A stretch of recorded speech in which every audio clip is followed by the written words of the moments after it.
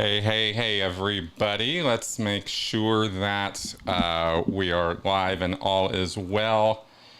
And yep, looks like we're all good. Just got to make sure the sound and all is everything. Everything tested fine before, but you know, it's live. And if there's one thing the gremlins like to do, it's harass me when I'm going live. So, hey, welcome back, everybody, for part 2 of our little series here on going into sort of plumbing the depths of L. Ron Hubbard's mind. And it's a dark place. There was a lot going on with that guy, and we're not going to waste any time. We're going to get right into it here. Welcome everybody who's jumping on board in the chat. I encourage lots of feedback. While we're going through this, I'm always interested in what your thoughts are. Oh, there's a lot to cover. Now, I have I decided to do this series, and there's no question it's going to be more than just part 1 and part 2. It might be 3 or 4. We'll have to see, because the core idea here was to cover L. Ron Hubbard's affirmations.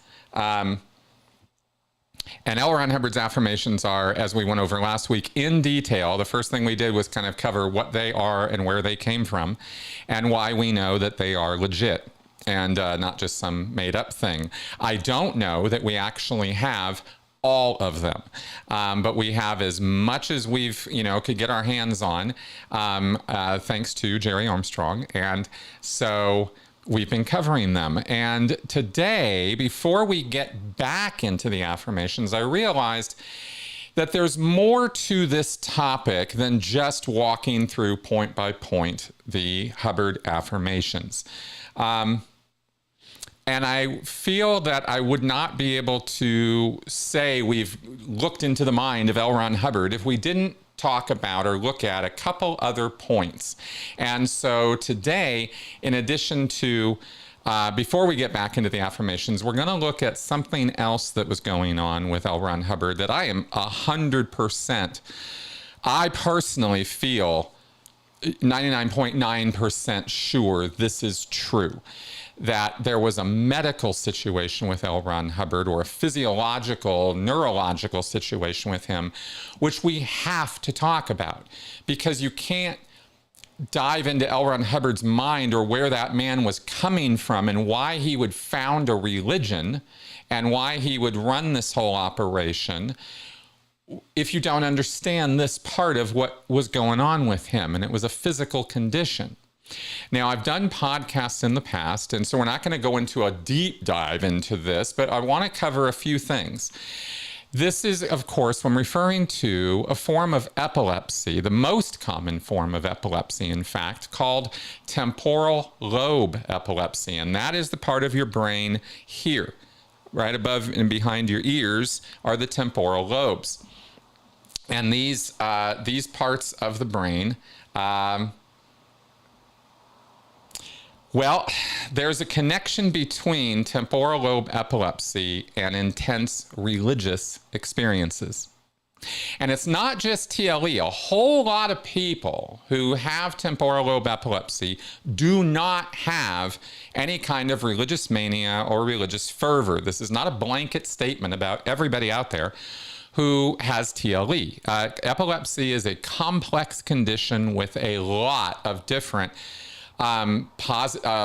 source points, including sometimes we just don't even know why somebody has it. We can conjecture about certain things. They can do tests on certain things, but it's not totally clear to medicine all the way up to today, all the different causes of this.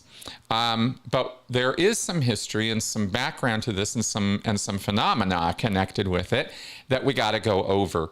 I'm not going to read a bunch about this, but I wanted you guys to know that this is something that has been observed for centuries.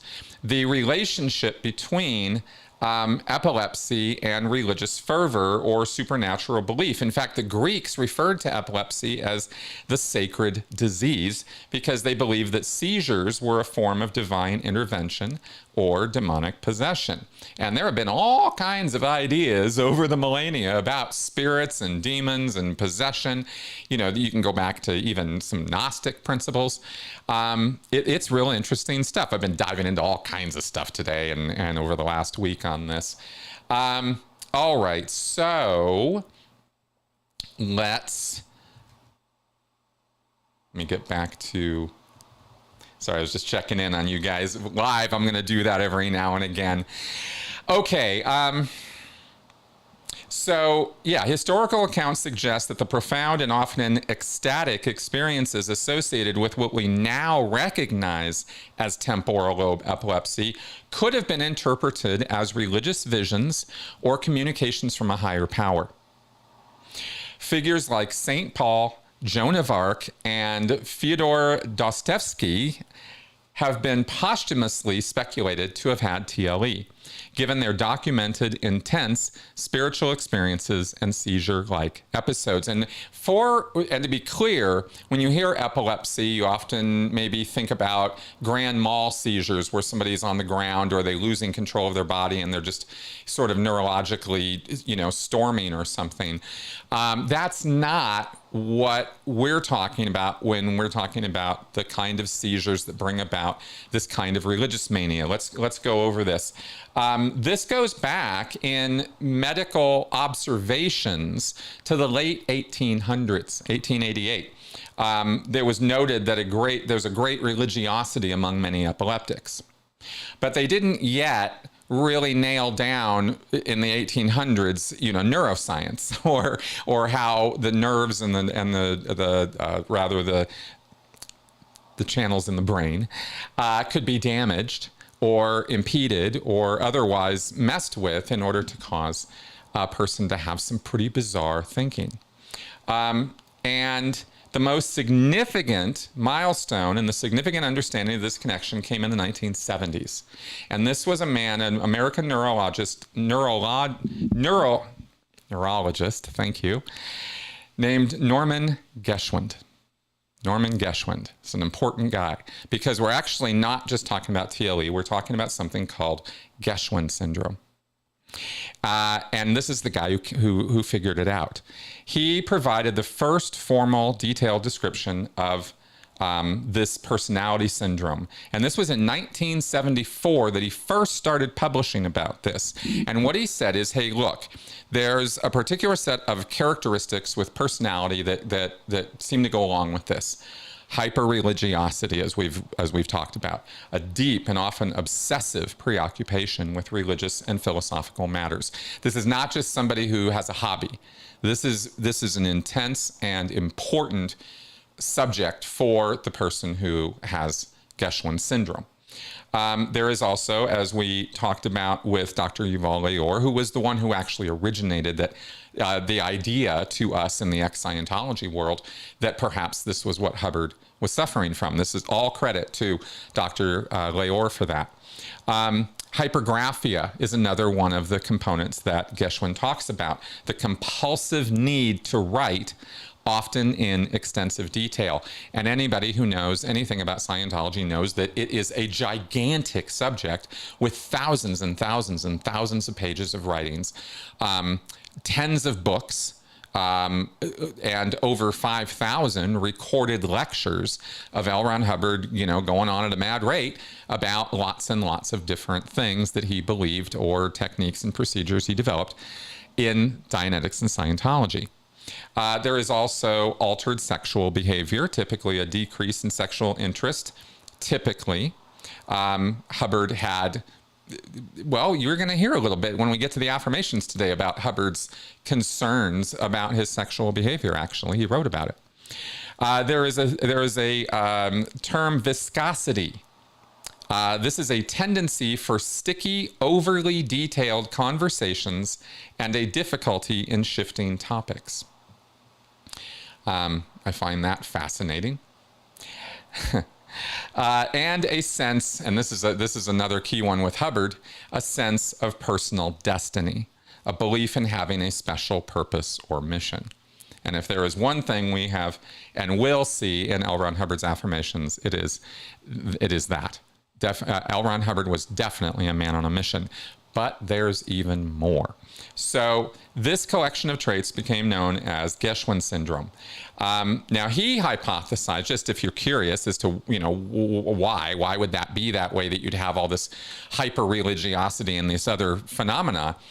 Geschwin's hypothesis is that the repeated electrical discharges in the temporal lobes, which is a brain region that's associated with emotion and memory and auditory processing.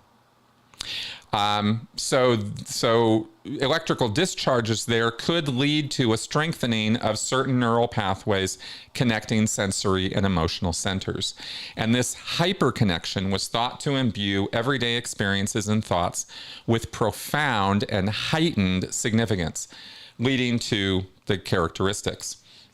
Now, not everybody who has TLE exhibits Geschwin syndrome. In fact, the discovery of this and the laying out of this in the 70s was really quite a milestone in understanding and moving the ball down the road on epilepsy and what it does to people, or what it can do to people. However, just because he started talking about it in 1974 doesn't mean it was immediately disseminated and propagated and understood and known about. There were key lectures and publications, and then in 1975 there was a seminal paper on this. And the point, though, I have made in the past is that there is no way during L. Ron Hubbard's lifetime that he could have been diagnosed with this malady. And that's kind of interesting. And I'm talking specifically about Geschwin syndrome. Even though it was talked about and started to be propagated in neurological literature in 1974 and 5, for a concept to become widely known and accepted by physicians everywhere, it's got to end up in the textbooks. And that didn't happen until the mid to late 1980s, when it started appearing in prominent neurology and psychiatry textbooks. And guess which books Dr. Gene Denk, the doctor of L. Ron Hubbard in the 1980s, was not looking at, right? Neurological and psychiatric texts would have been the last thing that Gene Denk was looking at or studying. So the L. Ron Hubbard's doctor, I will sit here and assert, just because I'm saying this, no way that he could have seen in L. Ron Hubbard, not to mention that Gene Denk was a Scientologist. So he was not ever going to look into psychiatry texts. So this is when it really solidified its place in the medical literature, though, and that's why I have said in the past that there's just no way that they could have figured this out with Hubbard. It's a little sad, really, because had they known about this a few decades earlier, when Hubbard was still seeing regular medical doctors and trying to avail himself of medical care, it wouldn't have been something if he could have been diagnosed. What would have happened, and how different would my world and our world be had Scientology never been in it? That's kind of a thought. Now, there's more to this, though, today, because I wanted to go into what I believe was the very first product of Hubbard's TLE, or his, more specifically, his Geschwin syndrome. Sorry, let me just pop this over here so I can check in on you guys every now and again. Okay, and that is the other thing that I wanted to give you today before we get back to the affirmations is there is a sort of earlier beginning to Dianetics and Scientology. And that earlier beginning is in 1938 or thereabouts. There's a couple different stories about this, but we're going to settle on the 1938 one, when Hubbard was 27 years old, 28 years old. Remember, he was born in 1911. There is a book that Hubbard wrote, And we're going to talk about this a little bit. In fact, we're going to talk about it a lot. I've got some stuff to share with you about this that unless you've read my book, you probably haven't seen what we're going to go over here today. Because what I'm going to quote from is not in any other Scientology book I've ever seen. So decades before Dianetics and the founding of Scientology, Hubbard penned a manuscript that has become near mythical in the lore of Scientology and outside of Scientology. There is at least one Hubbard collector out there who has offered $10,000 for a copy of this manuscript of what Hubbard wrote. And I believe that we don't know what it was that caused Hubbard's Geschwin syndrome, right? It could have been all kinds of things. It could have been a hit to the head. It could have been a fever experience, like a deep sickness, meningitis, encephalitis, stuff like that. Could have been a genetic disposition or abnormality. There are various ways Hubbard could have developed or gotten this condition. It's not contagious. It's nothing like that. Nobody catches TLE from hanging around with people who have it. It's not like that. It's neurological damage or disarray. So Hubbard writes this book called Excalibur, or The Dark Sword. Originally, he just called it the book. And it's never been publicly released. But the origin story of this is pretty dramatic. Hubbard claimed to have experienced in 1938 a dental procedure, and he said he had a severe reaction to a drug that induced a near-death experience. During this state, Hubbard alleged he slipped, and I quote, "He slipped through the curtain and into the land of shades," end quote. And he was privy to a profound revelation about the nature of existence. This experience, he would later assert, formed the basis of the manuscript. The Church of Scientology claims that in this book that has never been published, that's where Hubbard originated the word Scientology and defined it as knowing how to know and the study of knowledge. The mystique of Excalibur is amplified by the dramatic and often repeated claims of its dangerous nature. Remember, OT3, the big vaunted body thetans level, will kill you if you try to run it without proper setup or if you're not ready for it. It's not just the knowledge that will kill you, but it's the running, the thinking and pondering and trying to go back and remember it and all that sets you up for what Hubbard said would be death by pneumonia within a few days. Well, there's an earlier beginning to Hubbard's sort of, if you're familiar with H.P. Lovecraft and the Necronomicon, then you may have heard some fiction in the past about this book will kill you if you open it, or it'll drive you crazy, and insane, right? This is something that was not original to L. Ron Hubbard as an author or thinker. But he said that this manuscript was so powerful and its truth was so stark that it could overwhelm the unprepared mind. It was said that the first few people to read it were driven insane, with one apocryphal tale even suggesting a reader leaped from a skyscraper window after finishing it. This narrative served to heighten the importance and justify withholding it from the public. Now, the core idea of the book is survive, which is what Hubbard, that the dynamic principle of existence, that the thing, that all energy and all life is directed toward survival. And this was a big revelation for Hubbard, and one of the key things that he was inspired by to write the book in the first place. All life is directed by one command and one command only: survive. In a letter to his literary agent, Forrest J. Ackerman, or Forey, Hubbard referred to the manuscript under the title The Dark Sword. Hubbard, quote, told me it was going to revolutionize everything: the world, people's attitudes to one another. He thought it would have a greater impact upon people than the Bible, end quote. Ackerman also said, quote, basically what he told me was that after he died, Hubbard, he rose in spirit form and looked back on the body he had formerly inhabited. Over yonder, he saw a fantastic great gate, elaborately carved like something you'd see in Baghdad or ancient China. As he wafted towards it, the gate opened, and just beyond, he could see a kind of intellectual smorgasbord on which was outlined everything that had ever puzzled the mind of man. All the questions that had concerned philosophers through the ages: when did the world begin? Was there a God?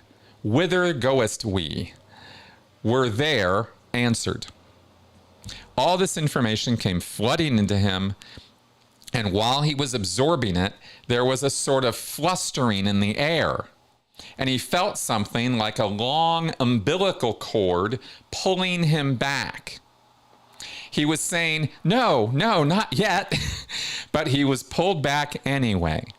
After the gates had closed, he realized he had re-entered his body.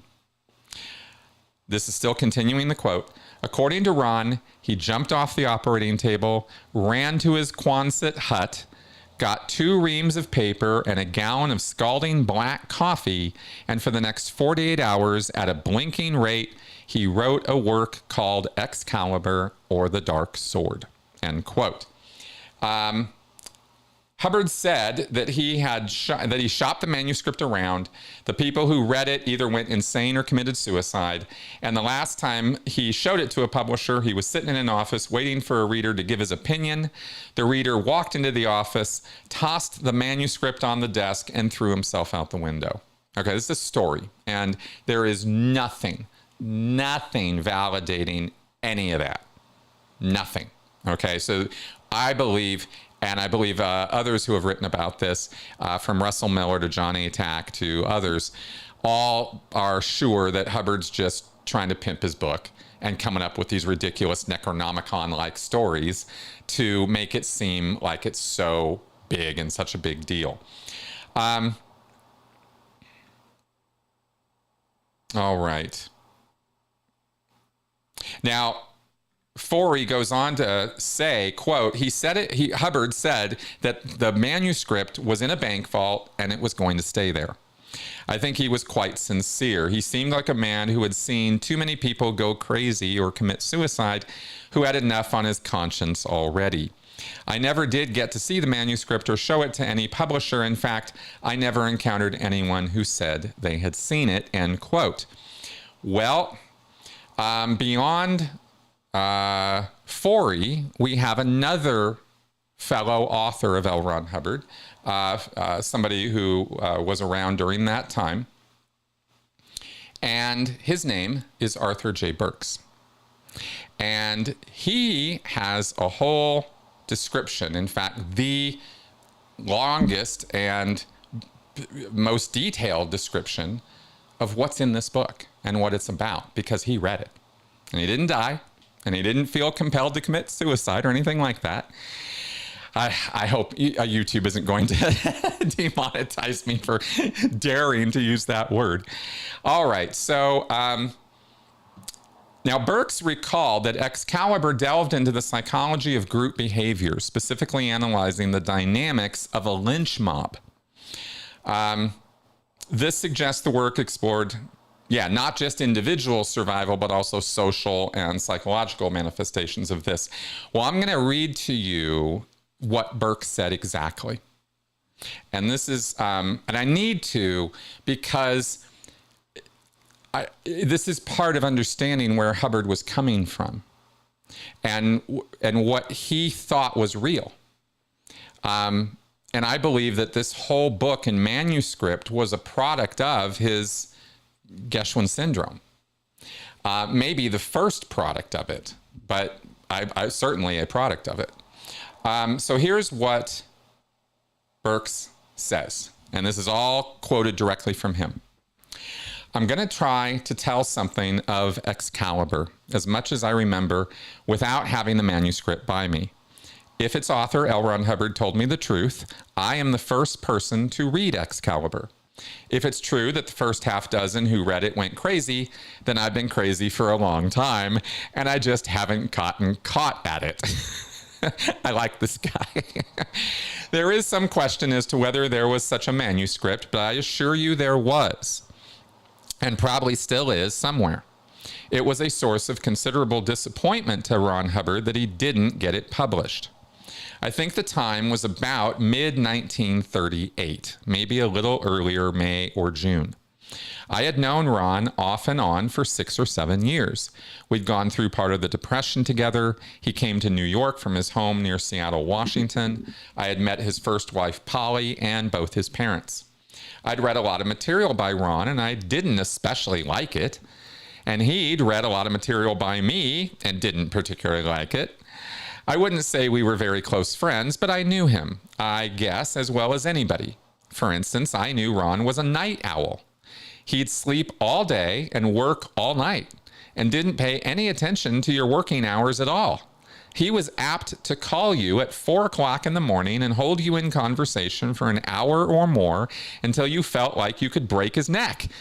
Then he'd pull down all the curtains and sleep all day. Ron called me one day. The strange thing about this was that he called during the day and said, "I want to see you right away. I have written the book." I never saw anybody so worked up, and he was disturbed over a lot of angles.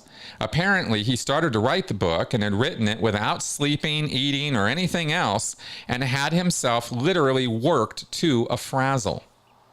He was so sure he had something a way out and beyond anything else that he had sent telegrams to several book publishers telling them that he had written the book and that they were to meet him at Penn Station and he would discuss it with them and go with whomever gave him the best offer.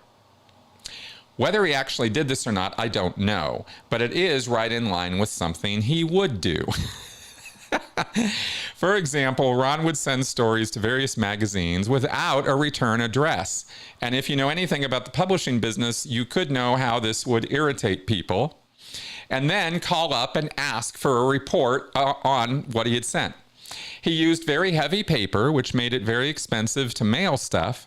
And he'd mail his manuscripts not in professional envelopes, but say in a light blue one so it would stand out from the others.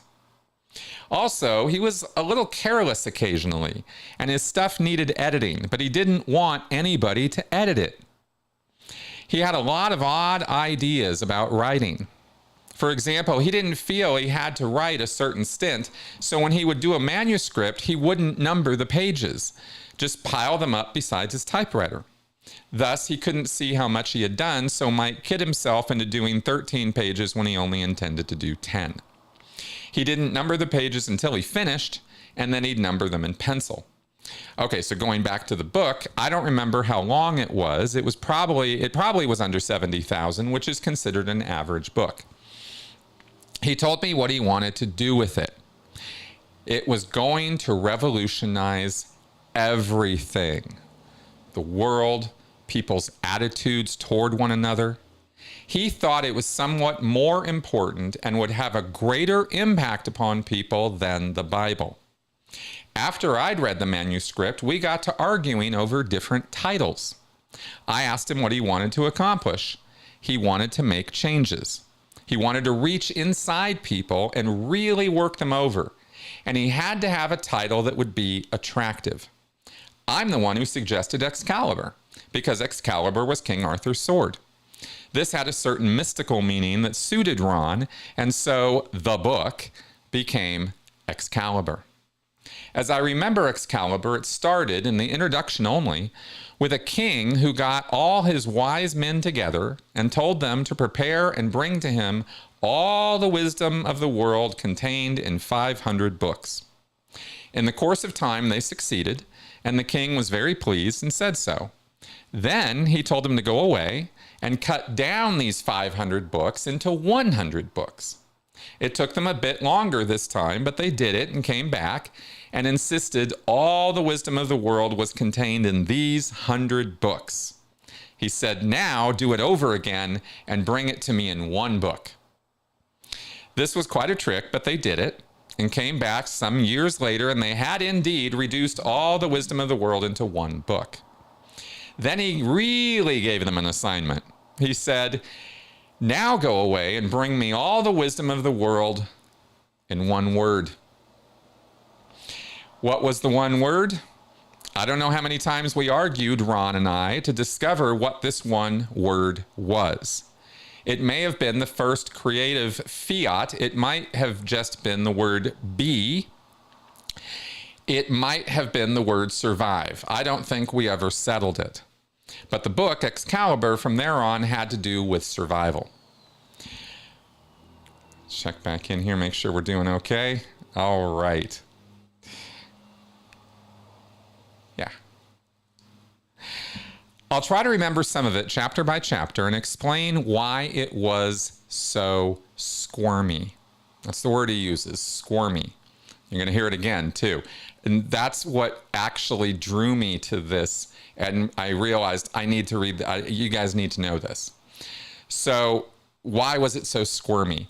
For example, he started with the very first life, the very first cells, how they struggled for survival, how they tried to be and be it the whole time.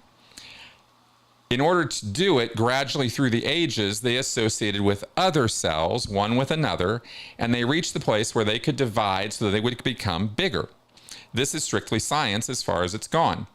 After a while, this conglomeration of cells that would reach down a stream of warm water would bend its way back in order to catch more. It would extend across the stream or across a little rill or something like that. And all the time, it was gaining more sensitivity in ways of the world in which it finds itself. It finds out that by working together, it can accomplish a great deal more. It can find more to eat. It can eat more and grow faster.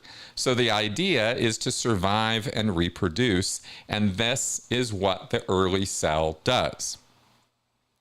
I mean, this is kind of what every sixth grader learns, not to like piss all over Hubbard's epiphanies, but you know, maybe for him who had failed out of school and didn't really pay a lot of attention, these were epiphanal things, but so far there isn't anything like ground shaking here. But he goes on. He'd begun to picture the ocean and the seas and ponds as having the life cells growing on them like scum. These are ourselves, our beginnings, our own beginnings, because in the womb we start in this very way. Way back then, we began to develop motives for things. Now, it is seldom that what we tell somebody our motive is the real one. And this is where you start to squirm. Somebody will say, well, I'd like to do a certain thing. I would like to do this with you or something or other. And you look at this person and realize, I wonder why he's doing that. And you look into yourself and think, if you were doing that, what would your motive be and whether you would hide it?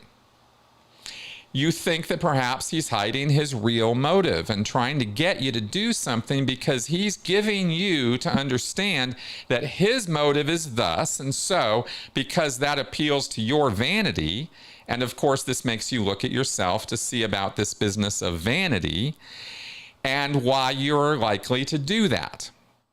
All the time looking at this other person, you can see squirmy things in him. You can see squirmy things in him that make him look like an entity peering at you through gauze or around a corner. You don't see all of him. He's like the iceberg that's 7/8 submerged. You can't tell anything about him. As these things are pointed out to you by Ron in the first chapter or thereabouts, you begin to see that the cells in anybody that you're looking at are endowed with this ability to survive, a determination to survive, and with motives to survive that are sometimes extremely questionable. When you look at a person, the lips may say one thing, the eyes may say something else, or nothing, and the flesh may say something entirely different. Literally, your right hand doesn't know what your left hand is doing. You shake hands, and this is a friendly gesture, but behind your back, you may be holding a knife to plunge into him, and he may be holding one for you. You can't tell just by looking at people. One of the things Ron intended to do with Excalibur was make it possible to see and look into this. Other things I remember is Ron's explanation as to why there is no such thing as a crowd, that a group of people actually still consisted of individuals, but a crowd could get out of hand and do things other people wouldn't. He showed how that could happen by explaining the relationship of people to each other in the same way that he explained the relation of cells to each other before they were people, way back when life was developing into different shapes. He would take two persons, for example, and put them side by side and show how the two of them were both less and more than one person, and yet each one was an individual. Each individual could think of himself as being individual, but being somewhat crutched, as it were, like on a crutch, or held up by the other person. These two people were very wary of each other, like a couple of bantam roosters running around waiting to get in a thrust, but they knew that they needed each other, and each one felt that he needed the other more and that he didn't wish to be taken advantage of, and so there was always this pulling and hauling between two people that kept them at razor's edge all the time. Now there's more, but I hope we're starting to see how L. Ron Hubbard thought about people way before Dianetics and Scientology. It's interesting, isn't it? Suspicion, knife behind the back. I can't help but think about the tone scale in Scientology and how in the first book about emotions and the tone scale, if you're familiar with Hubbard's works on the emotions, in that book, Science of Survival, that he wrote in 1951, he goes on and on about a tone level or an emotional state that he labels in the book covert hostility, or 1.1. And he goes on paragraphs and paragraphs, chapter by chapter, about that particular emotion. That's what he's describing here. This knife behind the back is the illustration on the tone scale in Scientology for somebody at 1-1. They're smiling, they're holding out their hand, and they're holding a knife behind their back. I mean, I can't help but make the connections.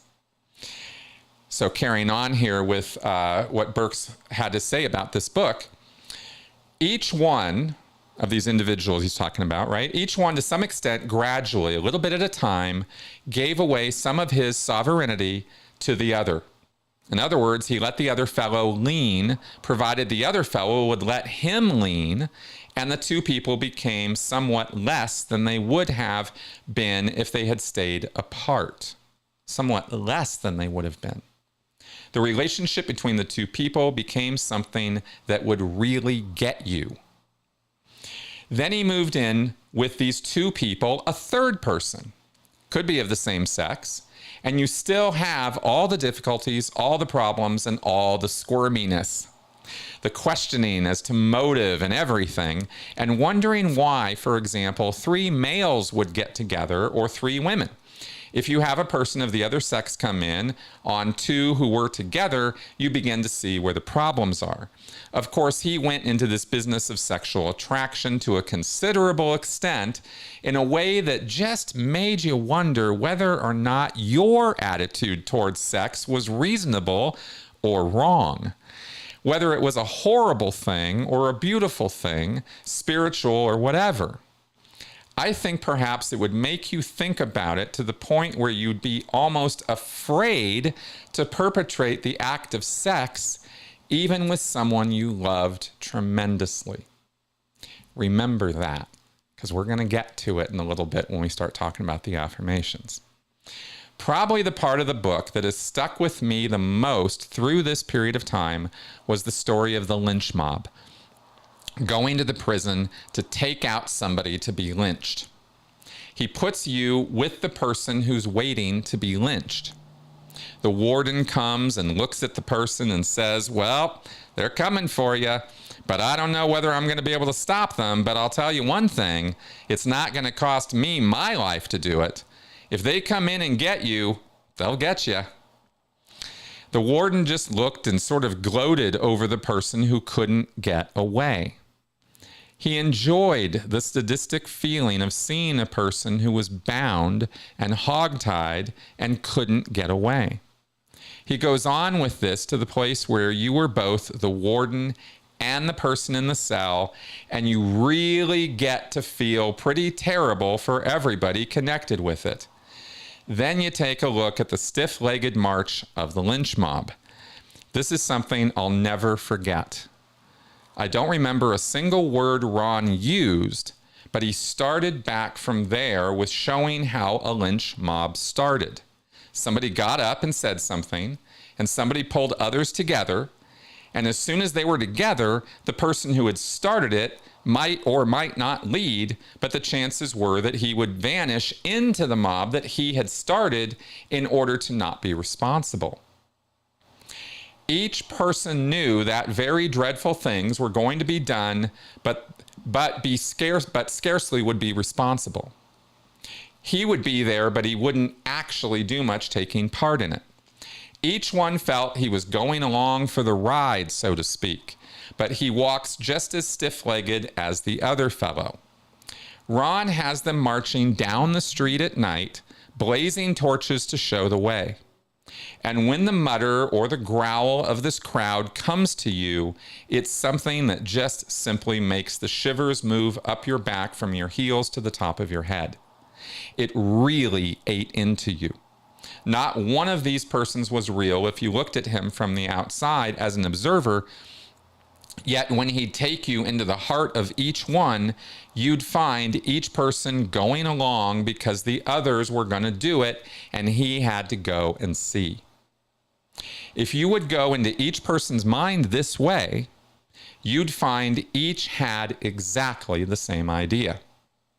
Yet they were moved along by something, and they went, and I suppose got the guy out and lynched him. I don't remember whether they did it or not. All I really remember, actually, is the march. I was so impressed with the book, I wanted to publish it. I was interested in a small publishing company called Edgemont Press. I took it to my associates. I took it to my managing editor, who sat down and started to glance through it. When he realized he couldn't get any place by thumbing through it, he went back and read a little of it. I could see a strange look come into his face as he read it. Then he passed it on to a reader, and after a while, there were several people involved in it, and it was being passed page by page to others, and they were having all kinds of results. It was a squirmy thing, and I watched it. I watched it, in fact, until that manuscript was scattered all over East 41st Street in New York. The upshot of it was that they were afraid to publish it. Ron was angry and threatened, quote, "You will publish this book and I will have a half interest in the company that publishes it, or will know the reason why," end quote. But it never came to that. Ron did something that he's frequently done. He went sour on the idea and went back to Seattle. I don't believe Excalibur ever would have sent anybody insane, although you can't be sure. I have the feeling that unquestionably, if Excalibur were in the hands of every person in the world would be that many times different than it is right now. But whether it would make it worse or better, I have no way of knowing. Some persons are so intent in looking over the border, they can't see the boredom. All right. So that's the bit that I needed to read to you about that book, because it's the most insightful and detailed account we have of what the hell did L. Ron Hubbard write in 1938 that got him on this path. Because you can be on an occult path or have occult beliefs or ideas or learn hypnosis or learn how to manipulate people, and that doesn't necessarily compel you to start a religion or start some worldwide movement to gain immortality. there was more going on with Hubbard. And I think this book is a very insightful beginning point for understanding just how he thought about people. Get one over on them before they're going to get one over on you. As a way of seeing everybody. Who sees people like that? What kind of a condition would you need to be in? What kind of attitude would you have to have about people in order to constantly distrust them and wonder if they've got a knife behind their back and they're coming after you? Or are they? Maybe they really like you. Could you tell? How could you tell? When people talk about, was L. Ron Hubbard trying to solve his own psychoses? Was he trying to solve his own issues? Perhaps this was one of the most basic issues of all.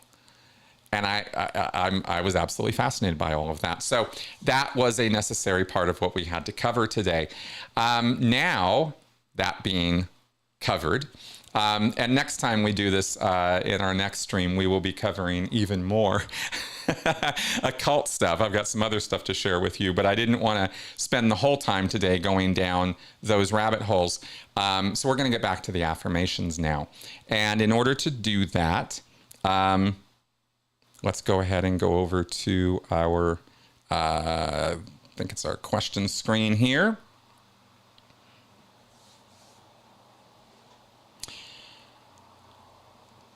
There we go. And picking right up where we left off. And we're just going to walk through these. And again, if I have commentary or anything to offer, I'll throw that at you guys. So we were up to R on this list of things. There was ABC all the way through R. We'll pick up with S, but what these are is the heading starts by eliminating certain fears by hypnosis, curing my rheumatism, and laying off hormones. I hope to restore my former libido. Restore his former libido. Sexual dysfunction, loss of sexual appetite. TLE. I must, by hypnosis, I must be convinced as follows. S, that I have started a new free life. And remember, this was the time period. He's just hooking up with Sarah, Jack Parsons. It's a whole new world for him. He's abandoned his wife, Polly, and his two kids up in Bremerton, up in Washington. His parents are up there, and Hubbard doesn't want to have anything to do with them. He's not sending them support money, nothing. And remember from what we read last time, he was the victim in all of that. So he says, I've started a new free life. He's trying to convince himself of this through self-hypnosis, right? This man has a guilty conscience. That the arts and beauties run strong in me and cannot be denied by anyone. T, that I am well and that there is no advantage in appearing ill. Remember what we talked about last time with service facsimiles and how Hubbard believed you could generate your own sicknesses or disabilities or illnesses because he'd been spending a good chunk of his life doing exactly that. And continued after this when he was trying to get money out of the Veterans Administration for ailments that he just really, at first he was trying to claim that he had all these war wounds. But the things that he was actually suffering from were incidental and silly in terms of, getting VA pension. All right. U, that my code is to be all things a magus must be, that I am those things. So if there's any question here that Hubbard had magical thinking and magical ideas as part of his identity, that he wanted to be a magician, a magus, there it is. That I burn high and bright and will last as a potent and brilliant force until well after this century has run.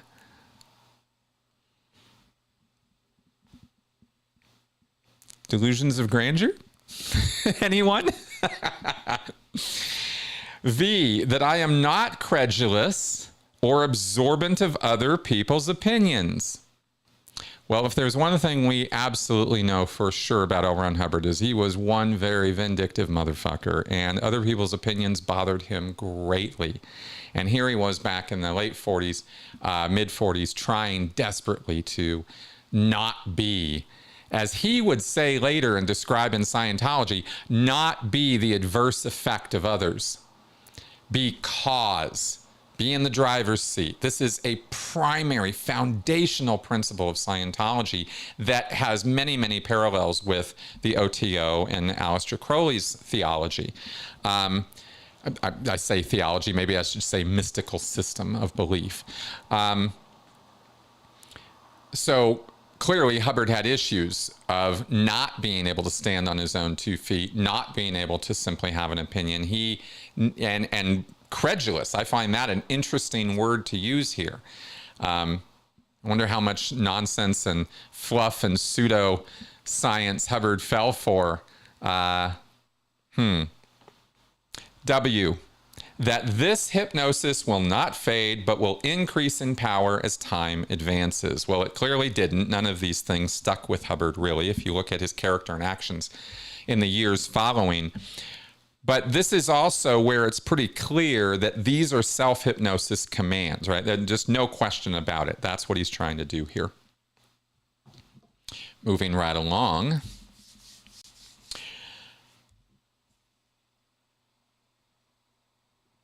Sorry, let me just get this up on the screen. All right, X, that my magical work is powerful and effective. Maybe it hadn't been up until then, right? Like, no, this is the stuff. We're going to make this work. Now, if I have the timing right, this is being written during or after the time that he's actually working with Jack Parsons and trying to manifest this moonchild and engaged in these sexual magical workings or incantations. Hubbard believed in that stuff. It's right here. People ask all the time, did he believe it? Was he just a con artist? If we didn't have these affirmations, that question would be very hard to answer. But it's very clear that Hubbard believed in this stuff. And it goes deep. Like I said, we'll go deeper on some of that in part 3.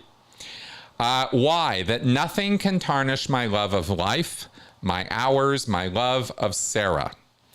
And I have the power of banishing anything which would seek to do so, and that all things will seem wonderful and exciting to me all the rest of my days.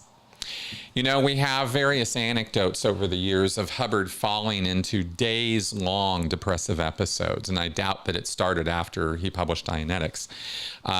In the E-meter video, I showed you some video of his secretary and lover who talked about how the book, Science of Survival, the book I referenced earlier, the emotion book, started in Palm Springs. He started writing that book in the middle of a depressive episode.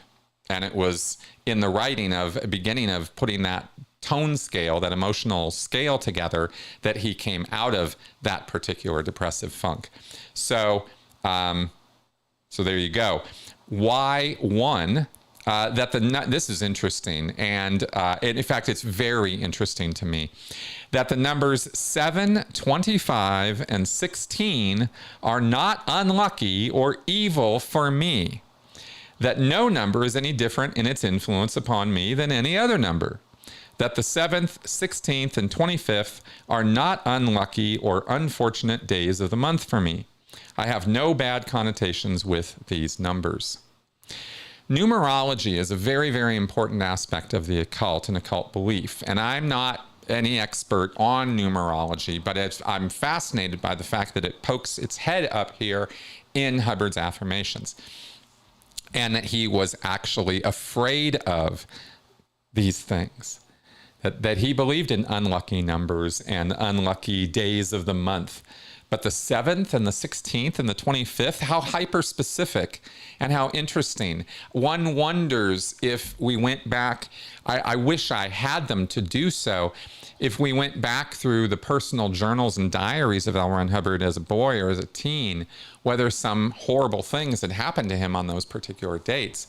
It would be an interesting study, wouldn't it? Z, that I need not subscribe to any moral code of sex anywhere.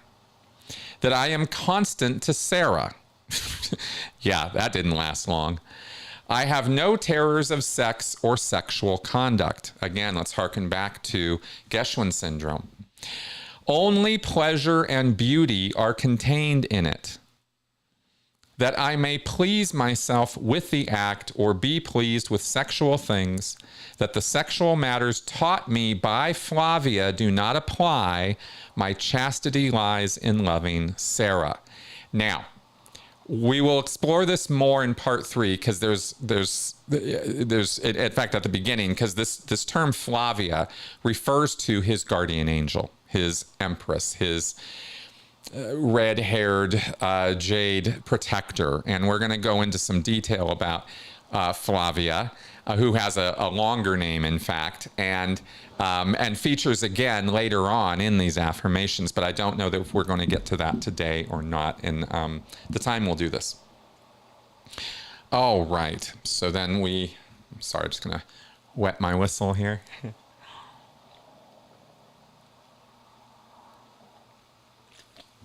All right. A1, that I will not forget these things, but will enjoin them with all related ideas as more powerful than any other ideas in my head.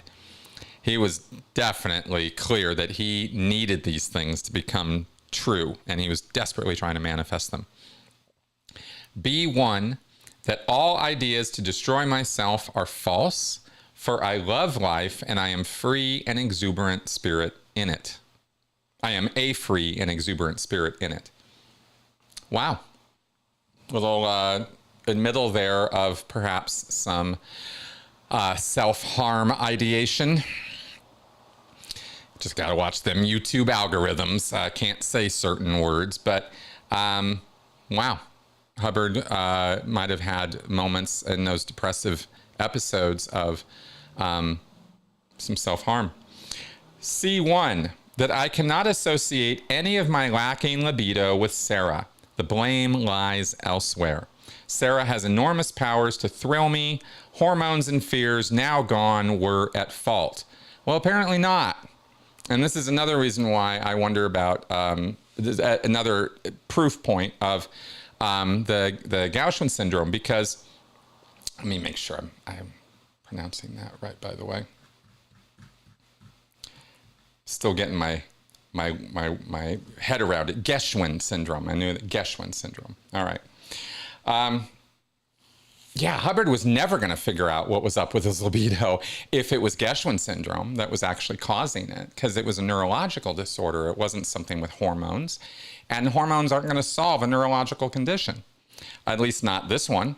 So, and I can't even make the connection as to how they would solve any neurological condition. You know, what a bummer for him to have never been able to be relieved of his real problems, because he wouldn't ever avail himself of any real medicine beyond, you know, Scientology doctors telling him what he wanted to hear. In a way, from a human perspective, it's just kind of sad, really. D1. Sexually, I am as I was at 16, without any of the fears, with all of the powers, with all the knowledge I now possess, turned to wonderful things. This makes me wonder about when that Geschwin syndrome comes into his life, because I don't think it was during his childhood. Ooh, we got thunder. We got rain today, by the way. So if you hear anything in the background, it's coming right through the window here. We're supposed to have some pretty intense storms today. But in wondering, when could this have started? Now, this is just one data point, of course, but we've only got so many data points to work with when it comes to Hubbard. So I'm wondering and thinking that perhaps if TLE is an accurate diagnosis, then I think it came later in life. And there were certainly plenty of opportunities by the time Hubbard was 27 years old to have hit himself in the head or otherwise had something happen to him that would have brought about that condition. And D1, that I see in here, rayon clearly. Now, I looked and I could not find who or what rayon is. I don't know what that's in reference to. I could not find any occult connection to it, but I admittedly didn't go through like tomes or pull out Madame Blavatsky's work or something, but just doing some internet searches on that produced absolutely nothing. So when he says here that he can see and hear rayon clearly, I think he's referring to some kind of an occult god or spirit or some reference to that. I don't think he's referring to a living person there. That's my conjecture. All right.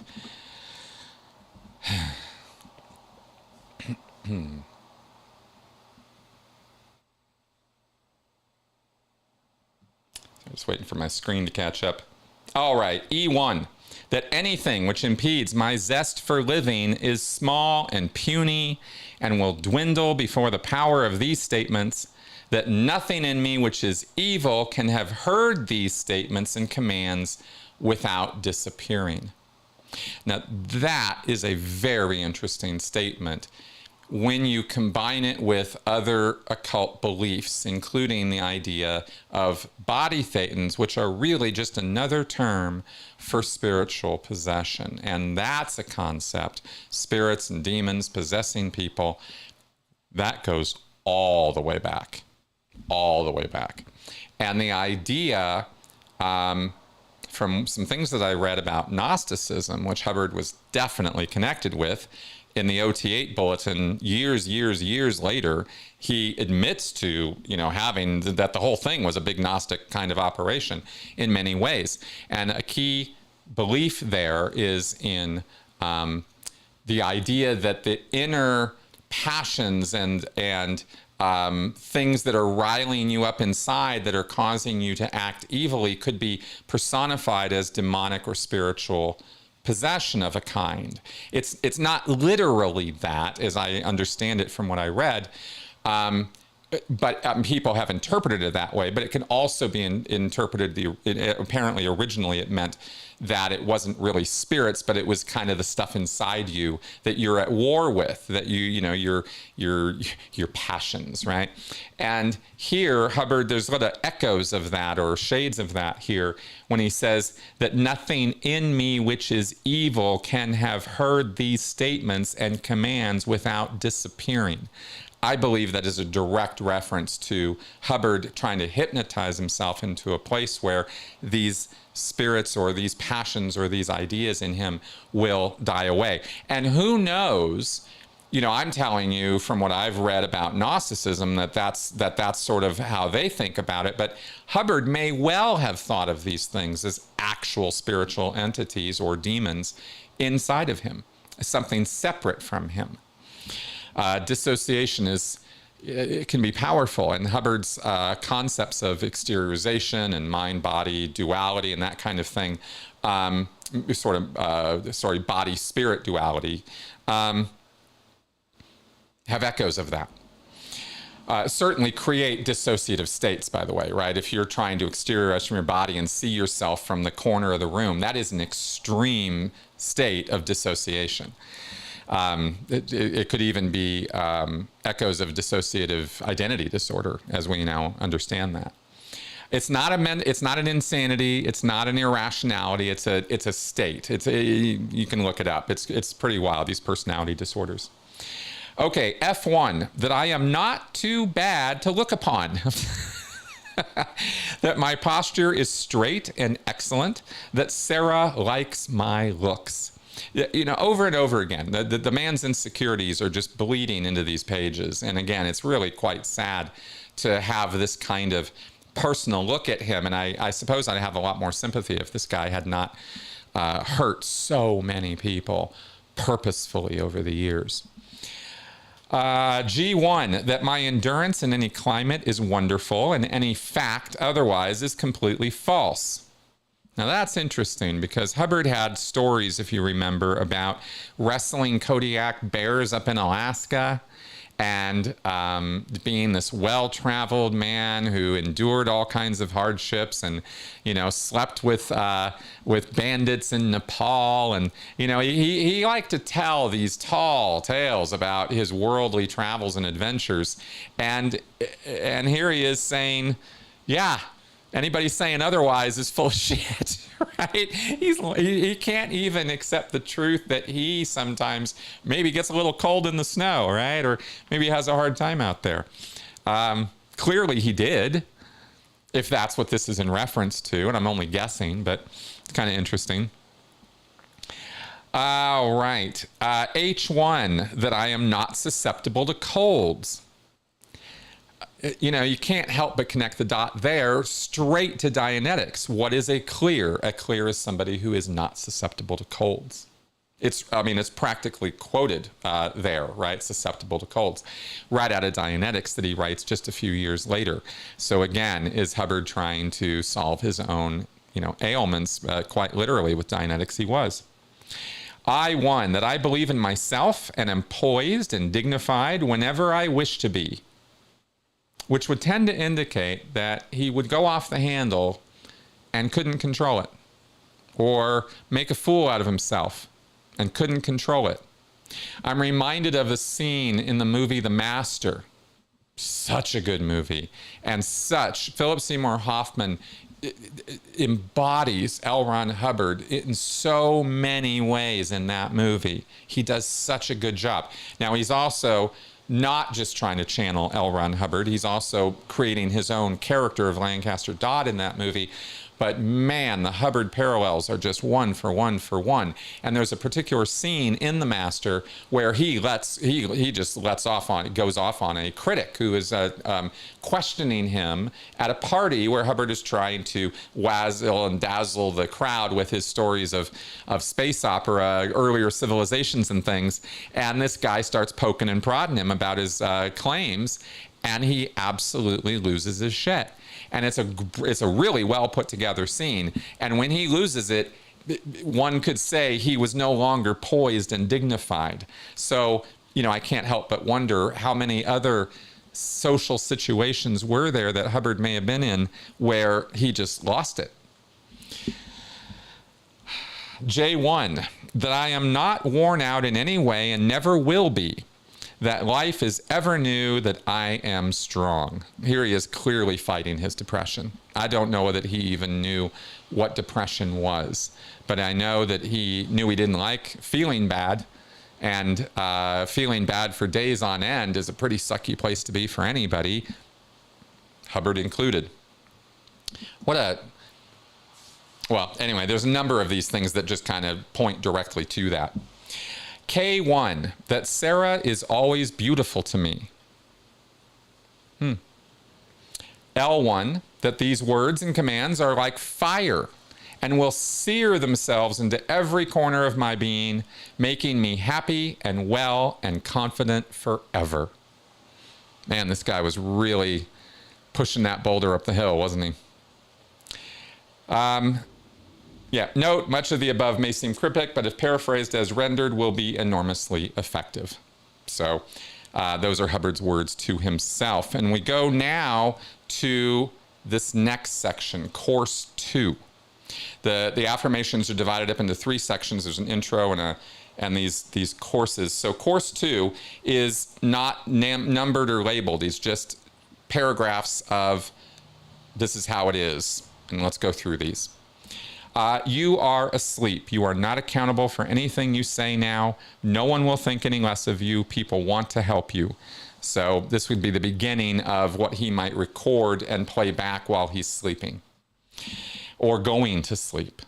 And Hubbard talked, by the way, in at least one Dianetics lecture that I remember. It might have been a Scientology lecture, but it was early on.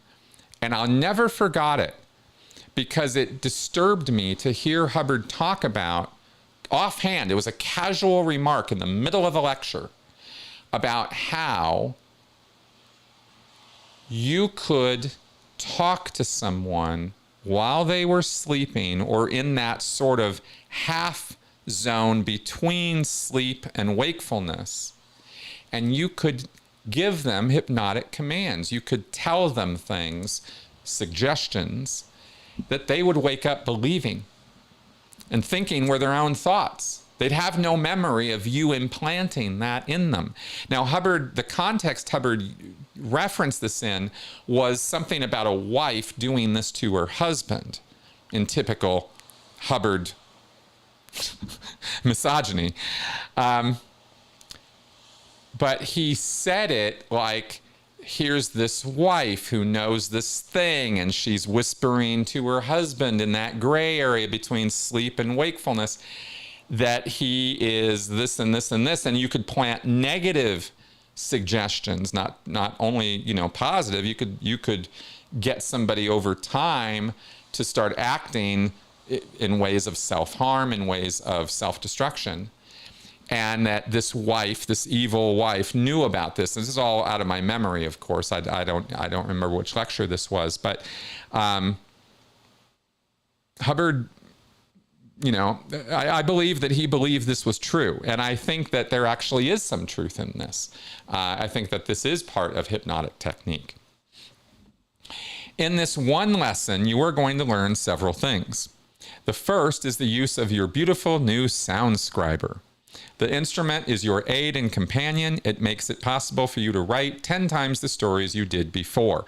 Many of Hubbard's lectures and his, or books rather, were dictated on SoundScriber discs. There were these little wax plastic discs that you could, that had a little playing head, and it was basically like a little record player that you could use to record your own records. Right? Not vinyl, though. They were wax.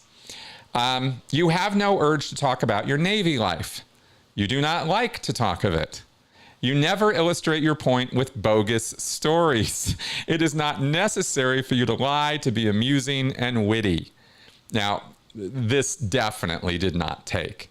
Hubbard was rife with stories all throughout his lectures. In fact, I can't remember very many lectures where he wasn't telling stories about his Navy life, his war record, his college life, flying planes, photography, all these anecdotes from his life, all of them just about just lies or exaggerations or hyperbole.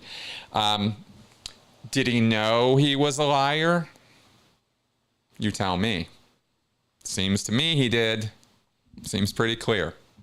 And he fought himself over it. Isn't that interesting? I find that interesting.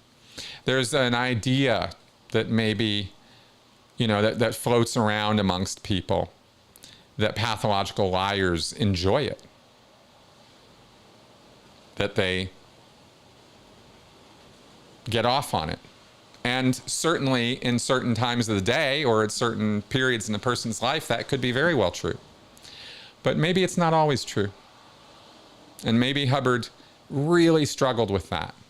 Seems to be the case that he did, because he was literally trying to hypnotize his way out of it. But he could never help himself, because his need for adoration, for what we now think of or call narcissistic supply, was endless. It was bound. There was a bottomless well, as it is with narcissism, especially the kind that Hubbard suffered from, you know, what we call malignant narcissism.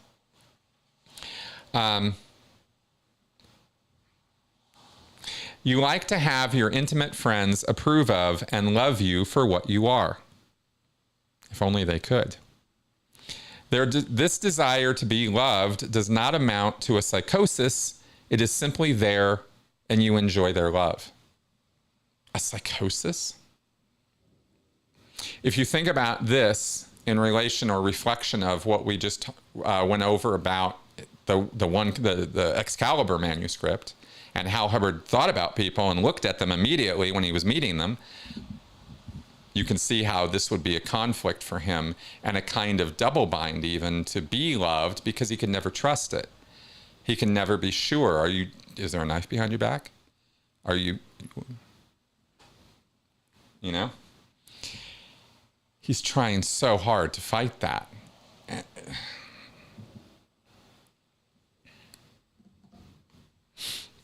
You can sing beautifully. Your voice can imitate any singer. Your tones are round and true. You have no superstitions about singing at any time. Your oratory is magnificent. Your voice tones perfect. Your choice of words marvelous. Your logic unassailable. Well, if only those things were true. Hubbard was, I think, a baritone. He had a very deep voice as a singer. I thank you for listening. I write just for you. That's kind of how he sings. That's me. That's the best I can do channeling Hubbard. Imitate any singer. I find that a fascinating statement because that would never have been true, right? But I guess Hubbard was reaching for the stars when it came to being a singer. Yeah, then the superstitions about singing, I have to wonder about those. That's just such an interesting little thing in the middle of that, right? But he certainly was confident as a speaker. I will give him that. Maybe that, didn't need to be the subject of hypnosis or whatever, but when Hubbard lectured, he came across like he knew what he was talking about, That is true. He then goes on to say, your psychology is good. You worked to darken your own children. This failure with them was only apparent. The evident lack of effectiveness was ordered, quote unquote. The same psychology works perfectly on everyone else. You use it with great confidence.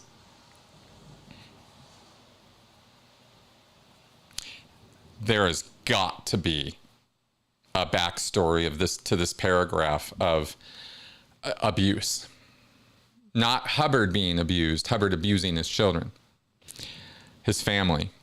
We know he did. We know he physically abused his wives, according to their testimonies, his first two wives, Polly and Sarah. But this sentence, the evident lack of effectiveness was ordered. I am very curious what he meant by that. It's not clear. Any of y'all have any conjecture on that, please feel free to put it in the comments, because I just find it fascinating as a statement. But he thinks that he's trying to tell himself that that mentally he's got it together. I think he suspected otherwise. Nothing can intervene between you and your guardian. Here we go. The guardian. She cannot be displaced because she is too powerful. She does not control you. She advises you.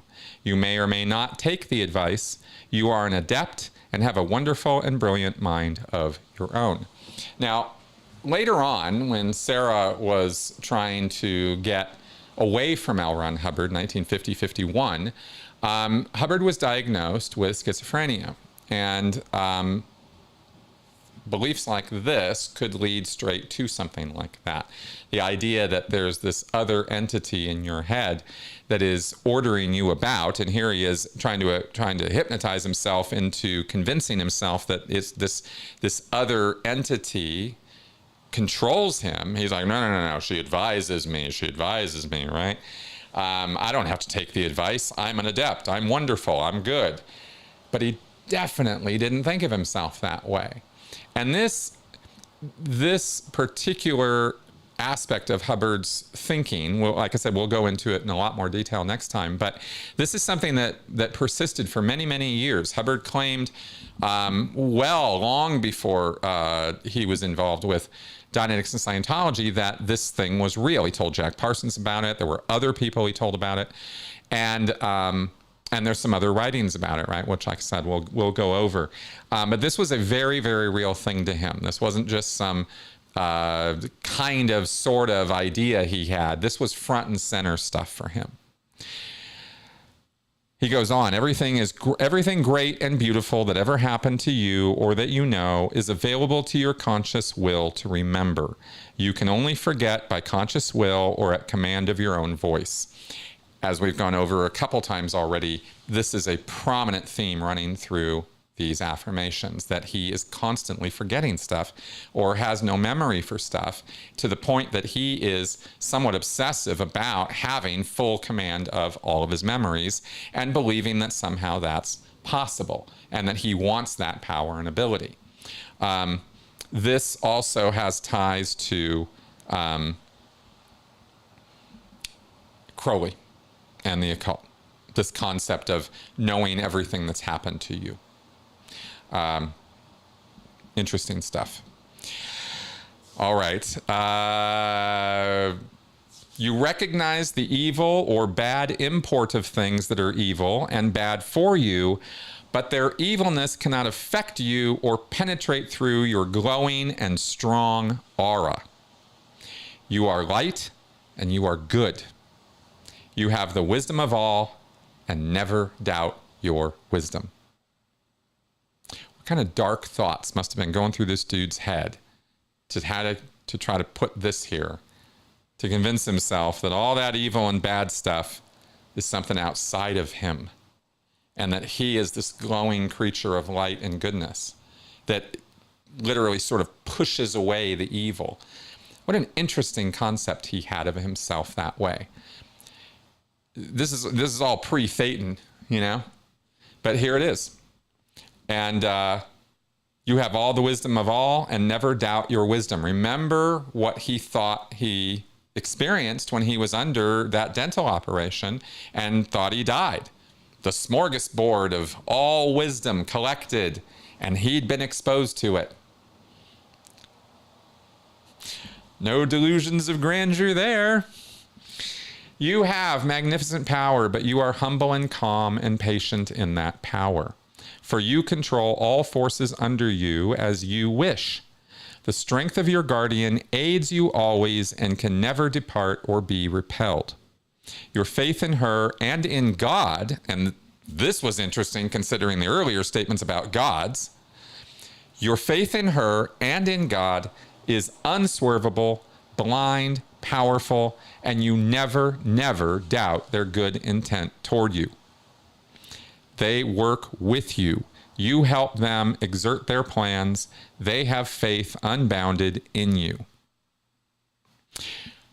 In light of what Hubbard had to say in 1980, 81, whenever that Lucifer bulletin was written, one wonders if there wasn't some change of heart with Hubbard in relation to how he thought about God. Because here he is trying to hypnotize himself into believing that his faith in his guardian and in God is absolute and even blind, he says. Just blind faith, powerful, beyond all the beyond. And that they work with him. They have good intent toward you.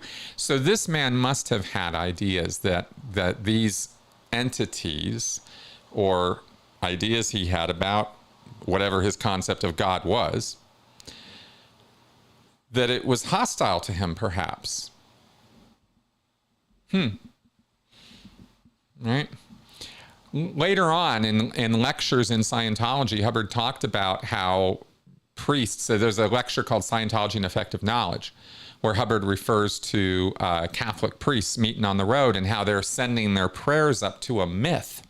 Says it straight up. This is 1955. There are other lectures where Hubbard, confidential and otherwise, right? There's the heaven stuff from the St. Hill Special Briefing Course. There's the implant material. There's OT3 where he says all of Catholicism, all of Christianity, all, the same thing. All that, angels and demons and prayer and God and churches and all of that is an implant. None of it's real. So here he is struggling, and again, I can't help but wonder if he thought God hated him.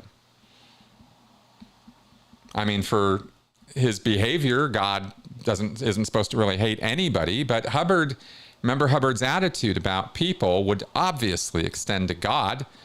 Even if God says he loves you, is he just waiting with that knife to send you down to hell? Could Hubbard really was he capable of having blind, powerful faith in anything while those paranoid thoughts constantly churned underneath all of it? Man, you will never forget these incantations. There we are. That word is used advisedly, right? This is a ritual. he is practicing here with hypnotism. This is not just a scientific process he's following. He didn't think about hypnosis that way, clearly. Clearly, he's calling it an incantation. And I have, and John Atack and others have referred to auditing as a ritualistic incantation, magical exercise. Why would we say that? Because Hubbard described things that way.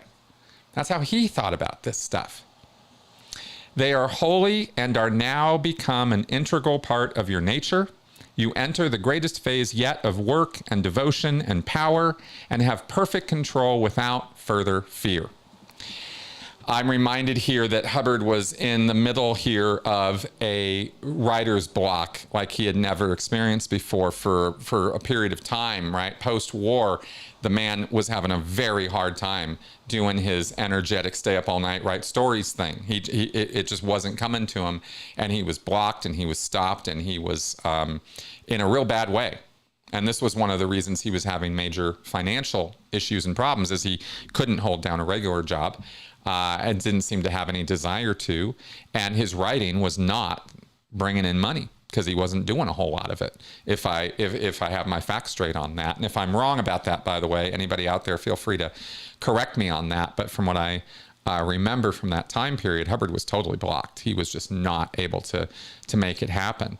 And he was all hung up here, as we see, about his libido and his relationships and his guilt. And it was just piled on and piled on. So, the man was distraught, to say the least. All right, this is the last bit we're going to go over today for this part 2 and this page here. And we got some things to talk about, so let's go over them. Men's chains fall from you. Your head is high, your back is straight. You can experience no evil or illness. You are wholly protected. You cannot guide yourself wrong, for you are guided as a crown prince. What phrasing? You are guided as a crown prince. What crown are you wearing, Hubbard? Prince of what? If I could have him in a room, right? If I could ask him questions. What were you talking about? What do you believe, man? Wouldn't it be awesome if he actually could have just sat down for once and really been honest about all of it? I mean, the OT8 bulletin, the Lucifer bulletin is pretty close, but even there, he doesn't ever go into the Parson stuff or the OTO stuff. He lied and lied and lied later on about his association with Parsons. I don't know if you guys know this or not, but he said, and the church has forwarded in their Hubbard hagiography, in their biography of Hubbard, that they never miss an opportunity to drop an academic word like that. He said that he was sent in there by military intelligence to bust up a black magic ring and save a girl, right? I mean, again, and he might even have convinced himself of it at some point in future years later on, after all of this went down. Hubbard's memory wasn't really that great, was it? There's so many, these things open up so many ideas of where his head could have been at. That's why I thought this would be such a good thing to do, right? Because it really, how much did he forget? How many of the lies were just made up on the spot because he needed a story, he needed something to tell you to just back you away. Just go, yeah. Out comes the lie.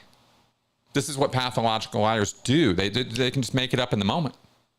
They don't even have to remember what really happened. Maybe they don't even care.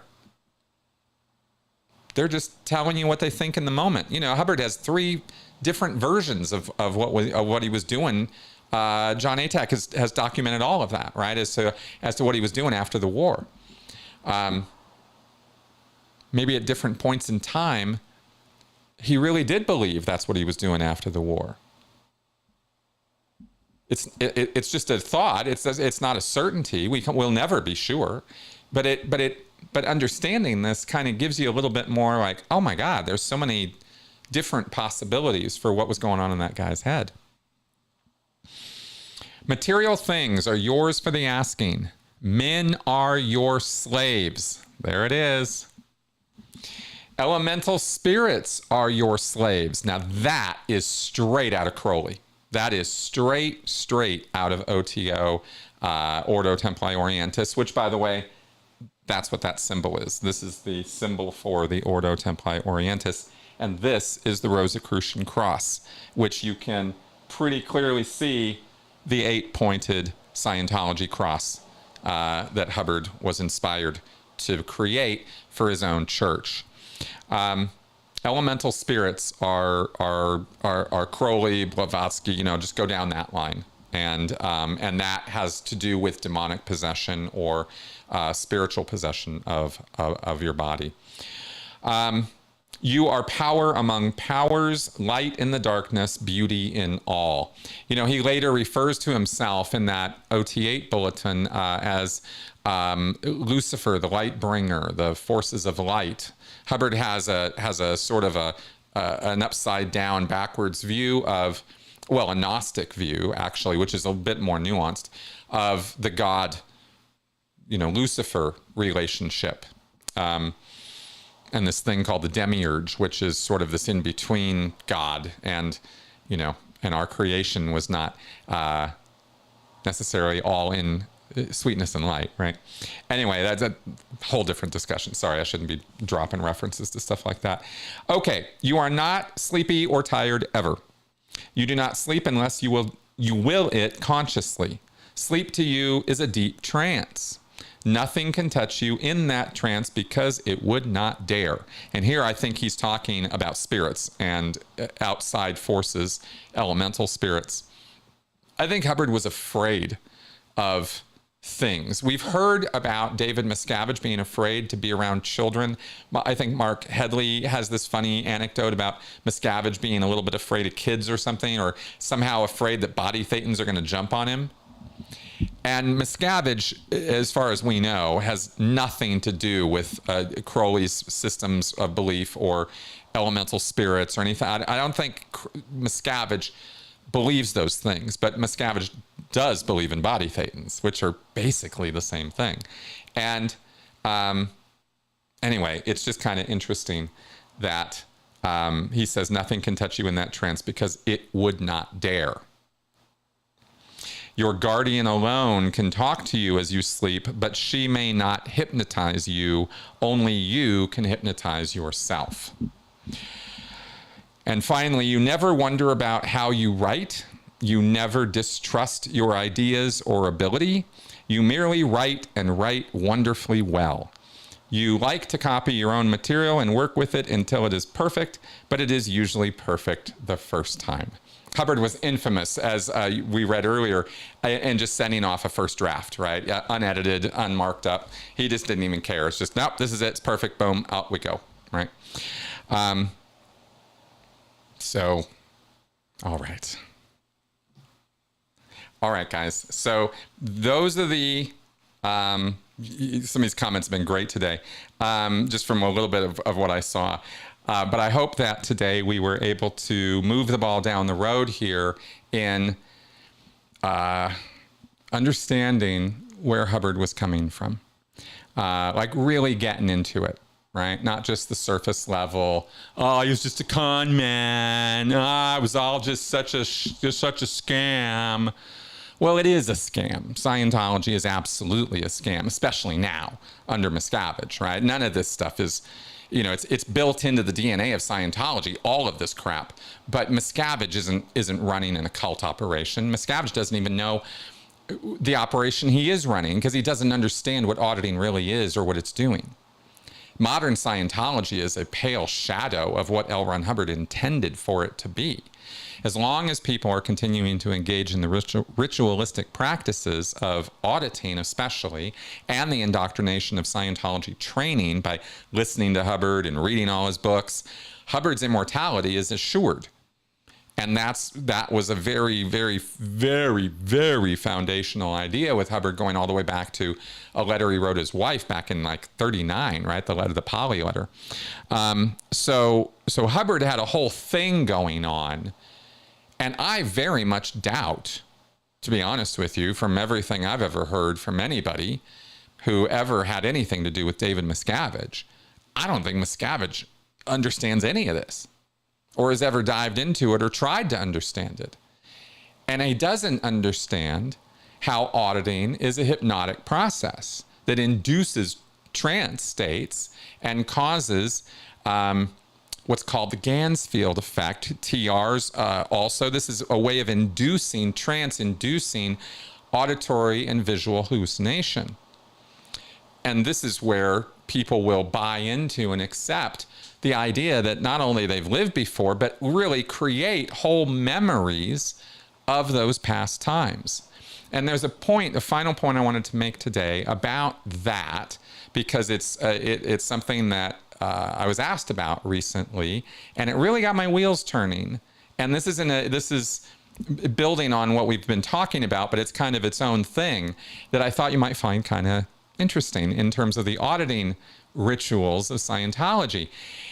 When people go past track, as they say, when they go into past lives and recount incidents from those times, especially when they recount incidents of doing things to other people, committing gross and glaring crimes against others, murder, mass murder, genocide, I mean, serious stuff. I blew up a planet. Like, we just toss these things off. But here's an interesting point. I haven't yet, and I've asked a few people now, and I'm going to keep asking around about this, and we might talk about this again at some point. No one in Scientology experiences any kind of emotional impact from having confessed to doing those horrible, horrible planet-blowing up things in their past lives. They're just telling stories. There's very rarely are there tears of guilt or grief over what they did. And you can't end an auditing session unless you're floating needle and VGIs, very good indicators. You're smiling, you're happy. So the mindset in Scientology is one thing, right? That you're going to go down this series of incidents, recalling the horrible things that you did to, yourself and everybody else, and you're not going to really feel anything. Now, I happen to think that this debunks the reality of it, because I don't know how anybody could ever confess, myself included, when I was believing this crap, how you could confess to something like those kinds of crimes, those kind of atrocities, and come out of session VGIs.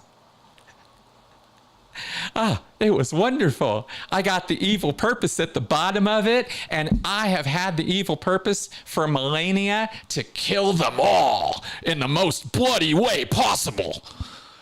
Because that's an evil intention that you would come up with at the bottom of a chain of these overts, these sins that you're giving off.